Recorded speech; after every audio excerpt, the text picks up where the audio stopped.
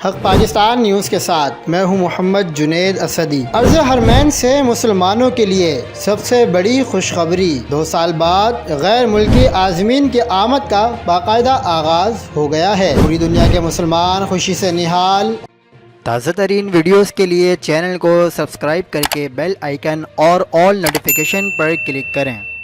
آپ کو بتاتے چلیں کہ رواں برس حج کے سلسلے میں پہلی غیر ملکی پرواز مدینہ ایئرپورٹ پہنچ چکی ہے، جہاں حکام نے ضیوف الرحمان کا استقبال کیا۔ یاد رہے کہ 2 برس کورونا پابندیوں کے باعث حج کو صرف مقامی عازمین تک محدود کر رکھا تھا، تاہم رواں برس اپریل میں سعودی عرب کی جانب سے باقاعدہ اعلان کیا گیا کہ اس سال دنیا بھر سے 10 لاکھ عازمین حج ادا کر سکیں گے۔ انڈونیشیا سے پہنچنے والے پہلی پرواز کے خوش نصیب مسافر آئندہ ہفتوں میں مکہ مکرمہ کے لیے روانہ ہوں گے۔ سعودی حکام نے طویل پابندیوں کے بعد عازمین حج کی آمد کو باعث خوشی قرار دیتے ہوئے کہا ہے کہ مسلمانوں کے لیے سہولیات کی فراہمی کو ہر ممکن طور پر یقینی بنایا جائے گا۔ واضح رہے کہ رواں برس سعودی عرب نے حج کے لیے 65 سال سے بڑی عمر کے افراد پر پابندی عائد کر دی ہے۔ مزید خبروں کے لیے دیکھتے رہیے حق پاکستان نیوز۔